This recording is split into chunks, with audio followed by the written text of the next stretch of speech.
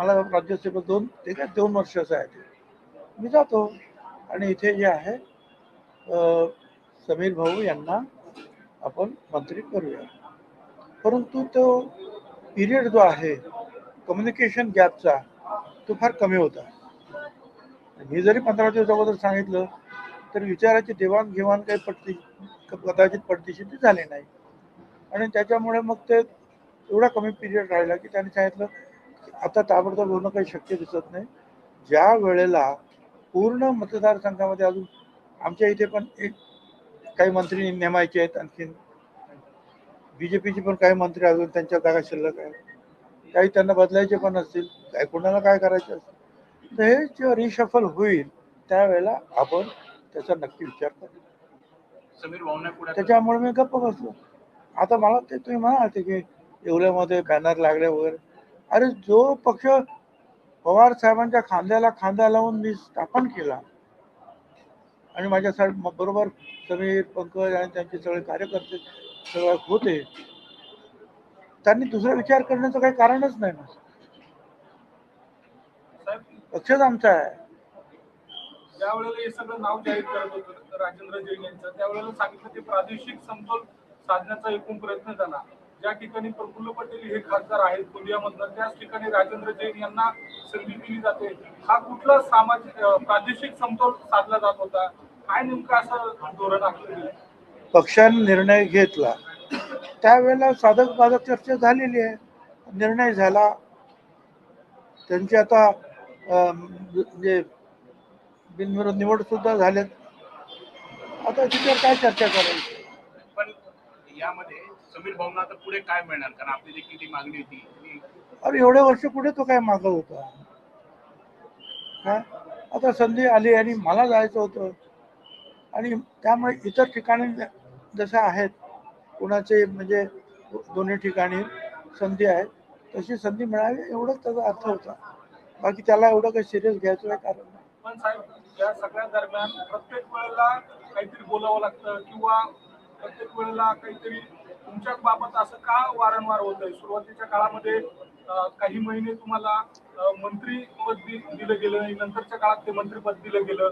राज्यसभेच्या काळात सुरुवातीला अगदी तशाच स्वरूपाचं घडलं, आताही तशाच संदर्भात घडलं. तुमच्याच वाट्याला हे वारंवार काय येतं, याचं काय खंत वाटते आपल्याला? एक तर तुम्ही जे प्रश्न विचारता ते टीव्हीवर कधी दाखवले जात नाही. मी जेवढं बोलतो तेवढंच काय. आता मीच बोलतो कारण तुम्ही जो विचारतो म्हणून बोलतो. तर तुम्ही काय विचारतात ते टीव्हीला दाखवत नाही. भुजबळ असं म्हणाले भुजबळ तसं म्हणाले, एवढंच असतं. तर मी काय मला खंत नाही काय नाही. मी आहे तसा आहे, शांत आहे आणि पक्षाचं काम करतो आहे. पुन्हा एकदा राष्ट्रवादीच्या विलिनीकरणाची जोरदार चर्चा सुरू झालेली आहे महाराष्ट्रामध्ये.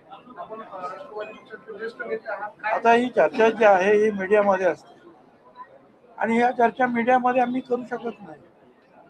जर काय होणार असतील तर पक्षाच्या ज्या आमच्या प्रमुख आहेत त्यांच्या पक्षाचे प्रमुख वेळ येईल त्यावेळेला ते विचार करतील. परंतु सध्या जे आहे 15 दिवस झाले 20 दिवस झाले तर मीडियामध्ये जे आहे येतो.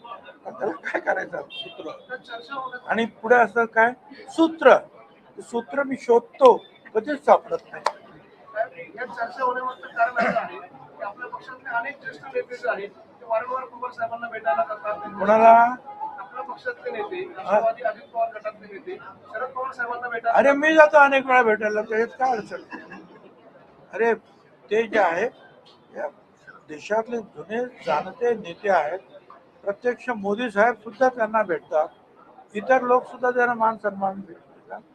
आमचे तर ते संस्थापक अध्यक्ष आहेत राष्ट्रीय. मी महाराष्ट्राचा संस्थापक अध्यक्ष होतो प्रांताध्यक्ष. असे अनेकांचे जुने संबंध जे आहेत असतात. कोणा कशासाठी कोण कशासाठी, कोण तब्येतीची विचारपूस करण्यासाठी, कोण साखरेचे प्रश्न, कोणी पाण्याचे प्रश्न, कांद्याचे प्रश्न घेऊन त्यांना सुद्धा भेटतात. कारण त्यांचे सुद्धा खासदार आहेत, त्यांचे सुद्धा आमदार आहेत, ज्यांचे काम त्यांना भेटतात. त्याच्यामध्ये चुकीचं असं काही नाही. किंवा त्यांची बाकीचे महाविकास आघाडीचे लोक सुद्धा फडणवीस साहेबांना भेटतच असतात, शिंदेना सुद्धा भेटतच असतात. सगळ्यांनाच भेटत असतात. त्यामुळे अशा भेटी गाठी ज्या आहेत लोकशाहीमध्ये होत असतात आणि आपण जो आहे ते एकमेकाचे राजकीय विरोधक जरी असलो तरी राजकीय शत्रू नाही. साहेब ऑपरेशन टायगरची पुन्हा चर्चेवर आली आहे. उद्धव ठाकरेंचा एक गट खासदारांचा शिंदे शिवसेनेत जाईल. उद्या उद्धव ठाकरेंवर बैठक देखील बोलवली आहे. असं तुम्हाला वाटतं? अशी सूत्रांची माहिती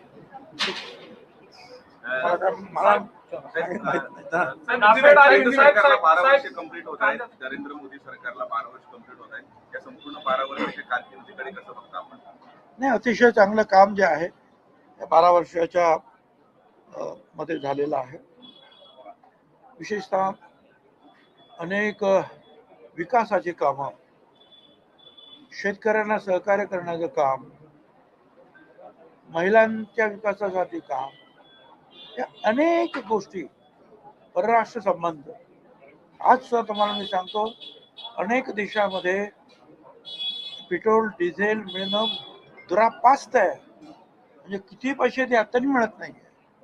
अशा वेळेला कुठूनही वेगवेगळ्या देशांशी संपर्क साधून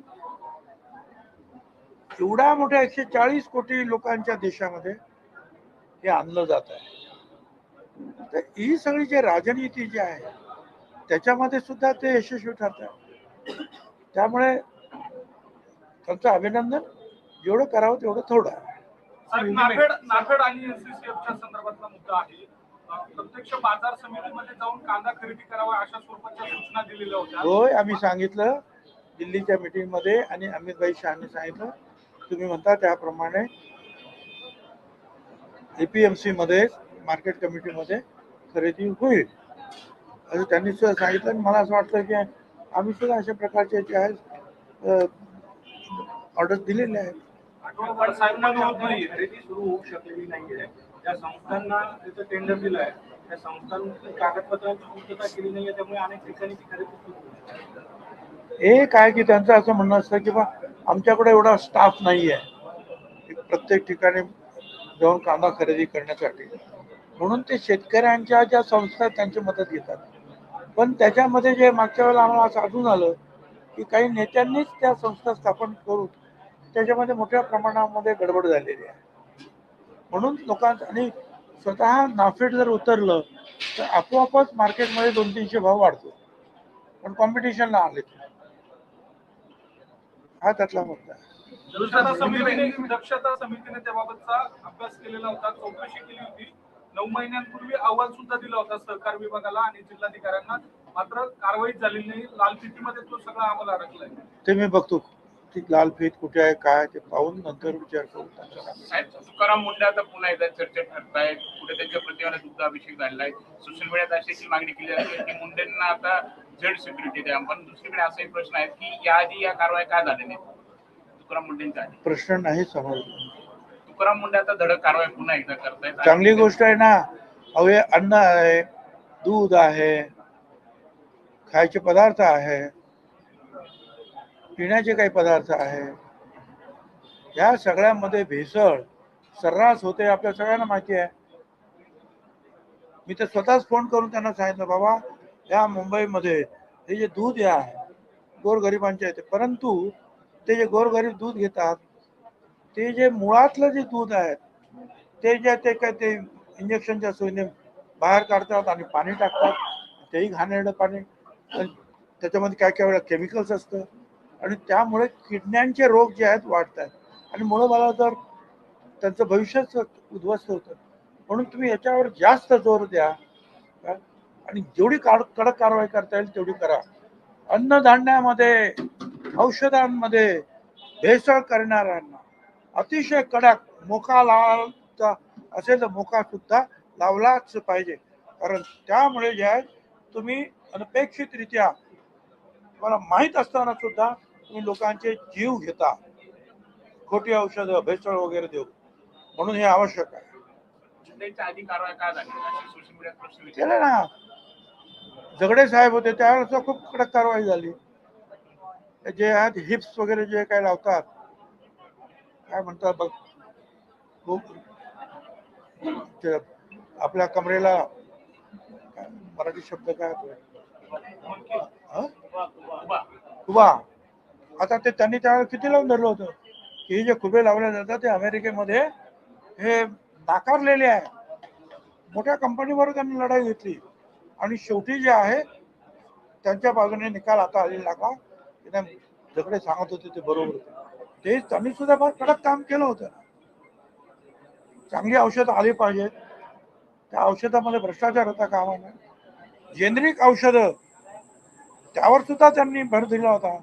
स्वस्तात मुळात जेनरिक आहे, मुळात जे एक औषध असतं त्याच्यावर प्रक्रिया करून मग वेगवेगळे जे ब्रँड तयार होतात जेनरिक औषधं जे आहेत ते सुद्धा सुरू करण्यामध्ये त्यांनी प्रयत्न केले. तर काही जे असतात अधिकारी ते प्रामाणिकरित्या काम करतायत.